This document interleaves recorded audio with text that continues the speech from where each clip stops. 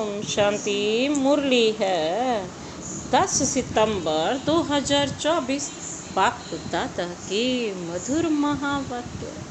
मीठे बच्चे, माया को वश करने का मंत्र है मन मना भव। इसी मंत्र में सब खूबियां समाई हुई है। यही मंत्र तुम्हें पवित्र बना देता है। माया को वश करने का मंत्र है मन मना भव। इसी मंत्र में सब खूबियां समाई हुई हैं। यही मंत्र तुम्हें पवित्र बना देता है। आज का प्रश्न है, आत्मा की सेफ्टी का नंबर 1 साधन कौन सा है और कैसे? आत्मा की सेफ्टी का नंबर 1 साधन कौन सा है और कैसे?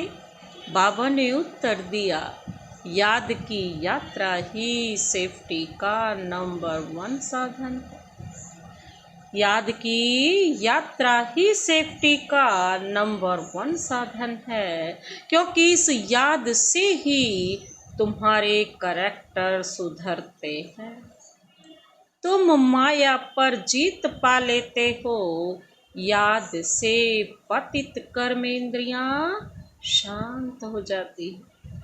याद से ही बल आता है।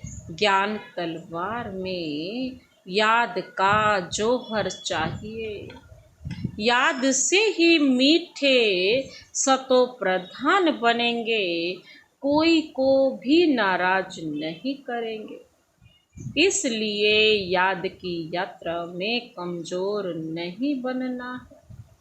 अपने आप से पूछना है कि हम कहाँ तक याद में रहते हैं। बाबा क्या कहते? याद की यात्रा ही सेफ्टी का नंबर 1 साधन है, क्योंकि इससे ही हमारे करैक्टर सुधरते हैं। माया पर जीत भी पा लेते हैं। याद से सारी कर्मेंद्रियां शांत हो जाती हैं। याद से ही बाबा कहते हैं ताकत मिलती है, बल मिलता है। ज्ञान तलवार में याद का जौहर चाहिए। बाबा कहते हैं याद से ही तुम मीठे सतो प्रधान बनेंगे। कोई को भी नाराज नहीं करेंगे, क्योंकि याद की यात्रा में कमजोर नहीं बनना है। अपने आप से पूछना है कि हम कहाँ तक याद में रहते। ओम शांति। मीठे मीठे रूहानी बच्चों को रोज रोज सावधानी जरूर देनी होती है। कौन सी? Safety first. सेफ्टी क्या है? बाबा पूछ रहे, सेफ्टी क्या है? याद की यात्रा से तुम बहुत बहुत सेफ रहते हो। मूल बात ही बच्चों के लिए यह है। बाप ने समझाया है, तुम बच्चे जितना याद की यात्रा में तत्पर रहेंगे, उतनी खुशी भी रहेगी और मैनर्स भी ठीक होंगे, क्योंकि पावन भी बनना है। करैक्टर्स भी सुधारना है। अपनी जांच करनी है। मेरा करैक्टर किसको दुख देने जैसा तो नहीं है। मुझे कोई देह अभिमान तो नहीं आ जाता है। ये अपने आप को चेक करना है। यह अच्छी रीति अपनी जांच रखनी है। बाप बैठ बच्चों को पढ़ाते हैं। तुम बच्चे पढ़ते भी हो तो फिर पढ़ाते भी हो। बेहद का बाप सिर्फ पढ़ाते हैं, बाकी तो सब हैं देहधारी। इसमें सारी दुनिया आ जाती है। एक बाप ही विदेही है। वह तुम बच्चों को कहते हैं कि तुमको भी विदेही बनना है। मैं आया हूँ तुमको विदेही बनाने। जैसा बाप वैसे बच्चे पवित्र बनकर ही वहाँ जाएंगे। छीछी को तो साथ ले नहीं जाएंगे। इसलिए पहले पहले मंत्र ही यह देते हैं, माया को वश करने का यह मंत्र है, पवित्र होने का यह मंत्र है। इस मंत्र में बहुत खूबियां भरी हुई हैं। बाबा कहते हैं इनसे ही पवित्र बनना है, मनुष्य से देवता बनना है। जरूर हम ही देवता थे, इसलिए बाप कहते हैं अपनी सेफ्टी चाहो, मजबूत महावीर बनना चाहो तो यह पुरुषार्थ करो। बाप तो शिक्षा देते रहेंगे ना, पर ड्रामा भी कहते रहेंगे। ड्रामा अनुसार बिल्कुल ठीक ही चल रहा है, फिर आगे के लिए भी समझाते रहेंगे। याद की यात्रा में कमजोर नहीं बनना है। बाहर रहने वाली बांधेलियां गोपिकाएं जितना याद करती हैं, उतना सामने रहने वाले भी याद नहीं करते, क्योंकि उनको तड़फन होती है शिव बाबा से मिलने की। जो मिल जाते हैं उन्हों का पेट जैसे कि भर जाता है। तो बहुत याद करते हैं, जो बहुत याद करते हैं, बाबा कहते हैं वह क्या करेंगे, वह ऊंच पद पा सकते हैं। देखा जाता है अच्छे अच्छे बड़े बड़े सेंटर्स संभालने वाले मुख्य भी याद की यात्रा में कमजोर हैं। बाबा कहते याद का जौहर बहुत अच्छा चाहिए। ज्ञान तलवार में याद का जौहर ना होने के कारण बाबा कहते किसको तीर लगता ही नहीं, पूरा मरते नहीं। बच्चे कोशिश करते हैं ज्ञान का बाण लगाकर बाप का बनाए, वह मरजीवा बनाए, परंतु मरते नहीं। तो जरूर ज्ञान तलवार में गड़बड़ है। बाबा भल जानते हैं ड्रामा बिल्कुल एक्यूरेट चल रहा है, परंतु आगे के लिए तो समझाते रहेंगे ना। बाबा कहते हर एक अपने दिल से पूछो हम कहाँ तक याद करते हैं, याद से ही बल आएगा। इसलिए कहा जाता है ज्ञान तलवार में जौहर चाहिए। ज्ञान तो बहुत सहज रीति समझा सकते हैं। बाबा कहते जितना जितना याद में रहेंगे उतना बड़े मीठे बनते जाएंगे। तुम सतो प्रधान थे तो बहुत मीठे थे, अब फिर सतो प्रधान बनना है। तुम्हारा स्वभाव भी बहुत मीठा चाहिए, कभी रंज नाराज नहीं होना चाहिए। ऐसा वातावरण ना हो जो कोई रंज हो, ऐसी कोशिश करनी चाहिए, क्योंकि यह ईश्वरीय कॉलेज स्थापन करने की सर्विस बहुत ऊंची है। विश्वविद्यालय तो भारत में बहुत गाए जाते हैं, वास्तव में वह है नहीं। विश्वविद्यालय तो एक ही होता है। बाप आकर सबको मुक्ति जीवन मुक्ति देते हैं। बाप जानते हैं सारी दुनिया के जो भी मनुष्य मात्र हैं सब खत्म होने हैं। बाप को बुलाया भी इसलिए है कि छी छी दुनिया का खात्मा और नई दुनिया की स्थापना करो। बच्चे भी समझते हैं बरोबर बाप आया हुआ है। अभी माया का पंप कितना है, फॉल ऑफ पंपिया का खेल भी दिखाते हैं। बड़े बड़े मकान आदि बना रहे हैं, यह है पंप।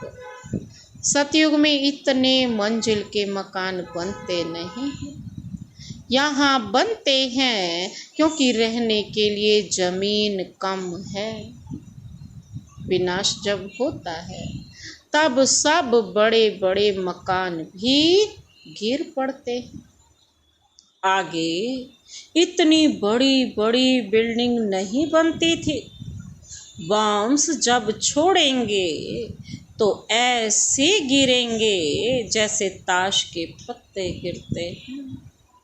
इसका मतलब यह नहीं कि वही मरेंगे बाकी दूसरे रह जाएंगे। नहीं, जो जहाँ होगा, चाहे समुद्र पर हो, पृथ्वी पर हो, आकाश में हो, पहाड़ों पर हो, उड़ा रहा हो, बाबा कहते सब खत्म हो जाएंगे। यह पुरानी दुनिया है ना, जो भी 84 लाख योनियां हैं, यह सब खत्म हो जानी। वहाँ नई दुनिया में बाबा कहते हैं यह कुछ भी होगा नहीं। ना इतने मनुष्य होंगे, ना मच्छर, ना जीव जंतु आदि होंगे। यहाँ तो ढेर के ढेर हैं। अब तुम बच्चे भी देवता बनते हो तो वहाँ हर चीज सतो प्रधान होती है। यहाँ भी बड़े आदमी के घर में जाएंगे तो बड़ी सफाई आदि रहती है। तुम तो सबसे जास्ती बड़े देवता बनते हो। बड़े आदमी भी नहीं कहेंगे, तुम बहुत ऊंच देवताएं बनते हो। यह कोई नई बात नहीं है। 5000 वर्ष पहले भी तुम यह बने थे नंबरवार। यह इतना किचड़ा आदि वहाँ कुछ भी नहीं होगा। बच्चों को बड़ी खुशी होती है, हम बहुत ऊंच देवता बनते हैं। एक ही बाप हमको पढ़ाने वाला है, जो हमको बहुत ऊंच बनाते हैं। पढ़ाई में हमेशा नंबरवार पोजीशन वाले होते हैं। बाबा कहते कोई कम पढ़ते हैं, कोई जास्ती पढ़ते हैं। अब बच्चे पुरुषार्थ कर रहे हैं, बड़े बड़े सेंटर्स खोल रहे हैं, इसलिए कि बड़ों बड़ों को मालूम पड़े। भारत का प्राचीन राजयोग भी गाया हुआ है। खास विलायत वालों को जास्ती उत्सुकता होती है राजयोग सीखने की। भारतवासी तो तमो प्रधान बुद्धि हैं, वह फिर भी तमो बुद्धि है, इसलिए उन्हों को शौक रहता है भारत का प्राचीन राजयोग सीखने का। भारत का प्राचीन राजयोग नामी ग्रामी है, जिससे ही भारत स्वर्ग बना था। बहुत थोड़े आते हैं जो पूरी रीति समझते हैं। स्वर्ग हेवन पास हो गया, सो फिर होगा जरूर। हेवन अथवा पैराडाइस है सबसे वंडर ऑफ वर्ल्ड। स्वर्ग का कितना नाम वाला है, स्वर्ग और नर्क, शिवालय और वैशाल्य। बच्चों को अब नंबर वार याद है कि हम अब कहाँ जाना है, हमको शिवालय में जाना है। वहाँ जाने के लिए, शिवालय में जाना है तो किसको याद करना है, शिव बाबा को। वही पंडा है सबको ले जाने वाला। भक्ति को कहा जाता है रात और ज्ञान को कहा जाता है दिन। यह बेहद की बात है। नई चीज और पुरानी चीज में बाबा कहते बहुत फर्क होता है। अब बच्चों की दिल होती है इतनी ऊंचते ऊंच पढ़ाई, ऊंचे ते ऊंचे मकान में हम पढ़ाएं तो बड़े बड़े लोग आएंगे। एक एक को बैठ समझाना पड़ता है। वास्तव में पढ़ाई व शिक्षा के लिए एकांत में स्थान होते हैं। ब्रह्म ज्ञानियों के भी आश्रम शहर से दूर दूर होते हैं और नीचे ही रहते हैं, इतने ऊपर की मंजिल पर नहीं रहते। अभी तो तमो प्रधान होने से शहर में अंदर घुस पड़े हैं। वह ताकत खत्म हो गई है। इस समय सबकी बैटरी खाली है। अब बैटरी को कैसे भरना है, यह बाप के सिवाय कोई भी बैटरी चार्ज कर न सके, क्योंकि चार्जर तो वही है ना, शिव बाबा। इसीलिए उसी से ही हमारी ये बैटरी जो खाली हो गई आत्मा रूपी, इसको उनसे याद की यात्रा से, याद से ही चार्ज किया जा सकता है। तो बाबा क्या कहते हैं, बच्चों को बैटरी चार्ज करने से ही ताकत आती है। उसके लिए मुख्य है याद। उसमें ही माया के विघ्न पड़ते हैं। कोई तो सर्जन के आगे सच बतलाते हैं और कोई छिपा लेते हैं। अंदर में जो खामियां हैं वह तो बाप को बतलानी पड़े।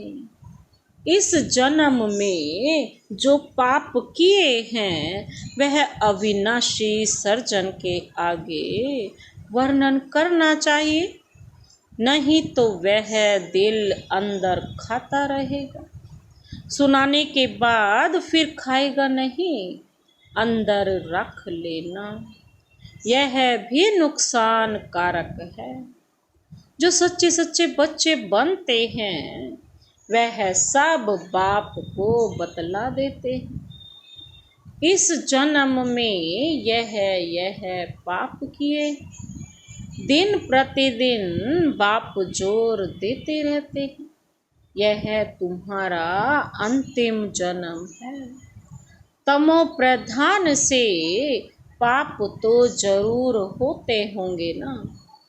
बाप कहते हैं मैं बहुत जन्मों के अंत में जो नंबर 1 पतित बना है, वह कहते हैं उसमें ही प्रवेश करता हूँ, जो सबसे पहले पतित बनता है।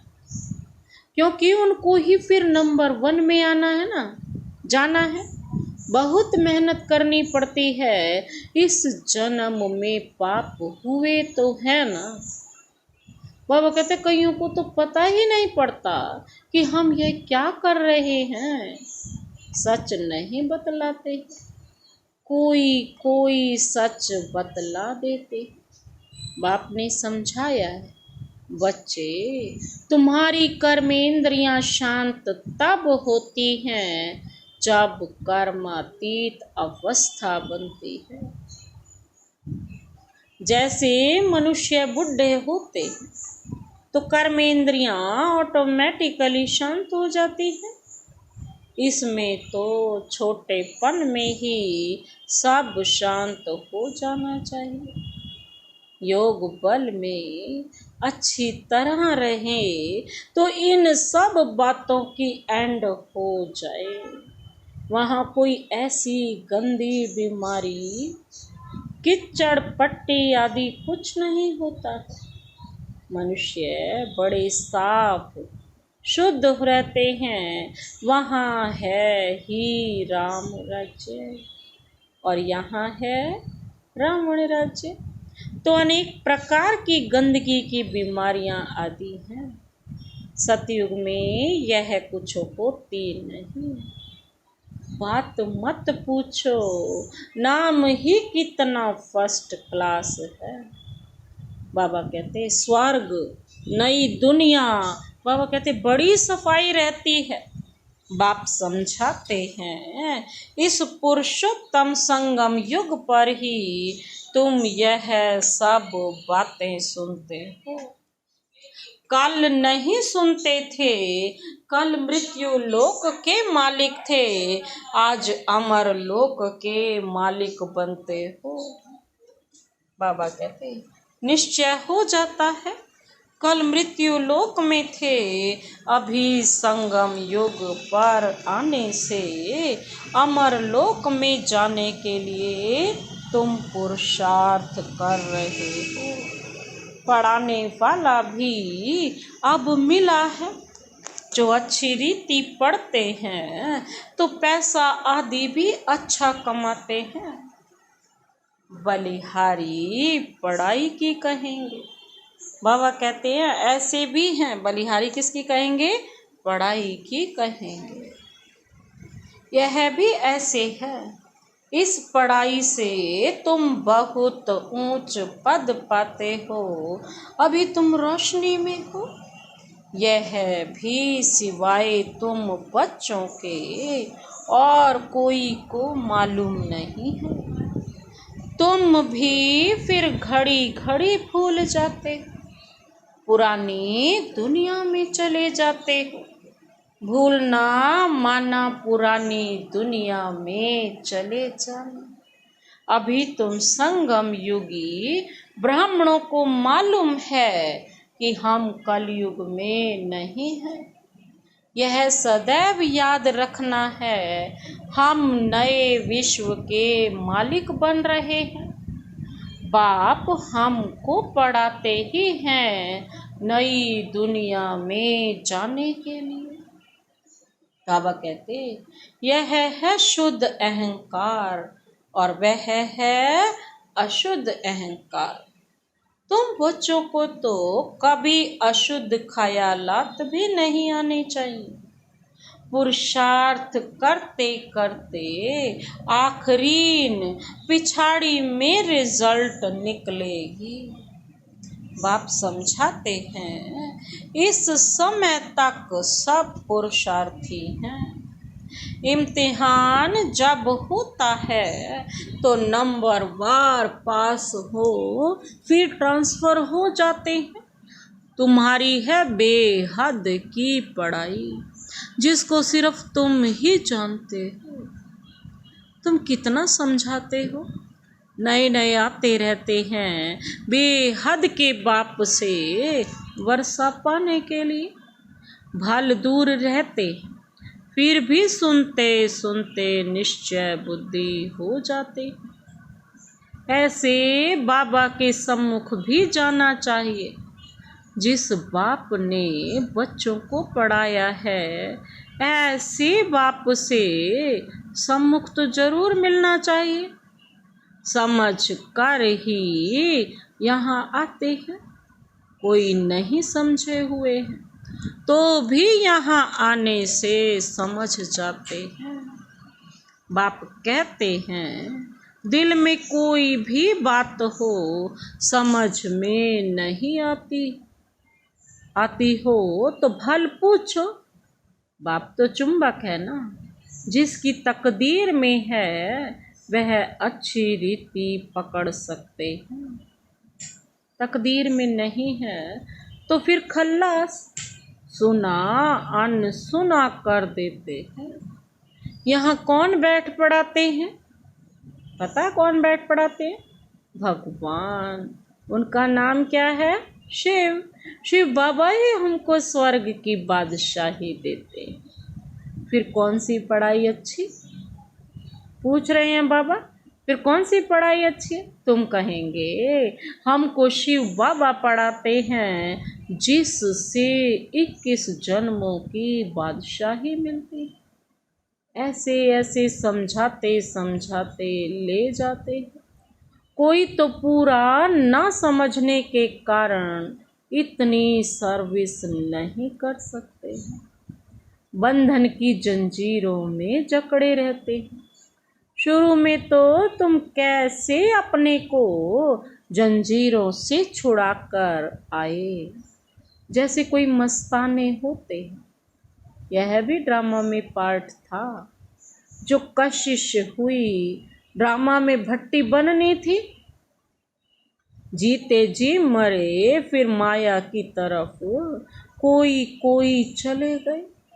युद्ध तो होती है ना, माया देखती है, इसने बड़ी हिम्मत दिखाई है। अब हम भी ठोक कर देखते हैं कि पक्के हैं व नहीं। बच्चों की कितनी संभाल होती थी, सब कुछ सिखलाते थे। तुम बच्चे एल्बम आदि देखते हो, लेकिन सिर्फ चित्र देखने से भी समझ ना सके। कोई बैठ समझाए कि क्या क्या होता था, कैसे भट्टी में पड़े थे, फिर कोई कैसे निकले, कोई कैसे। जैसे रुपये छपते हैं तो भी कोई कोई खराब हो पड़ते हैं ना, यह भी ईश्वरीय मिशनरी है। ईश्वर बैठ धर्म की स्थापना करते हैं, यह बात किसको भी पता नहीं है। बाप को बुलाते भी हैं, परंतु जैसे तवाई, समझते ही नहीं, कहते हैं ये कैसे हो सकता है। माया रावण एकदम ऐसा बना देती है, शिव बाबा की पूजा भी करते हैं, फिर कह देते सर्वव्यापी। शिव बाबा कहते हो, फिर सर्वव्यापी कैसे होगा। जब बाप ही कहते हो उसे, तो फिर वो बाप सर्वव्यापी कैसे हो सकता है। पूजा करते हैं, लिंग को शिव कहते हैं, ऐसे थोड़ी ही कहते हैं कि इसमें शिव बैठा है। अब पत्थर ठिक्कर में भगवान को कहना, तो क्या सब भगवान ही भगवान है। पत्थर ठिक्कर सारे ही भगवान है। भगवान अनलिमिटेड तो नहीं होंगे ना। तो बाप बच्चों को समझाते हैं, कलप पहले भी ऐसे समझाया था। बाबा हर कलप आकर ऐसे ही समझाते। अच्छा, मीठे मीठे सिक्की लधे बच्चों प्रति, मात पिता बाप दादा का याद प्यार और गुड मॉर्निंग। रूहानी बाप की रूहानी बच्चों को नमस्ते। हम रूहानी बच्चों की रूहानी बाप दादा को नमस्ते नमस्ते नमस्ते। Good morning. शुक्रिया बाबा, शुक्रिया। धारणा के लिए मुख्य सार है, पहला पॉइंट है, ऐसा मीठा वातावरण बनाना है जिसमें कोई भी नाराज ना हो। बाप समान विदेही बनने का पुरुषार्थ करना है। याद के बल से अपना स्वभाव मीठा और कर्मेंद्रियां शांत करनी है। ऐसा मीठा वातावरण बनाना है जिसमें कोई भी नाराज ना हो। बाप समान विदेही बनने का पुरुषार्थ करना है। याद के बल से अपना स्वभाव मीठा और कर्म इंद्रियां शांत करनी है। दूसरा पॉइंट है, सदा इसी नशे में रहना है कि अभी हम संगम युगी हैं, कलयुगी नहीं। सदा इसी नशे में रहना है कि अभी हम संगम युगी हैं, कलयुगी नहीं। बाप हमें नए विश्व का मालिक बनाने के लिए पढ़ा रहे हैं। अशुद्ध ख्यालात समाप्त कर देने हैं। बाबा कहते इस नशे में रहना है कि हम संगम युगी हैं, कलयुगी नहीं। बाप हमें नए विश्व का मालिक बनाने के लिए पढ़ा रहे हैं। हमारे मन से अशुद्ध ख्यालात समाप्त हो जाएं। आज का वरदान, वरदानी हाथ शिव बाबा का सदा अपने सिर पर अनुभव करते हुए यह वरदान लेते हैं।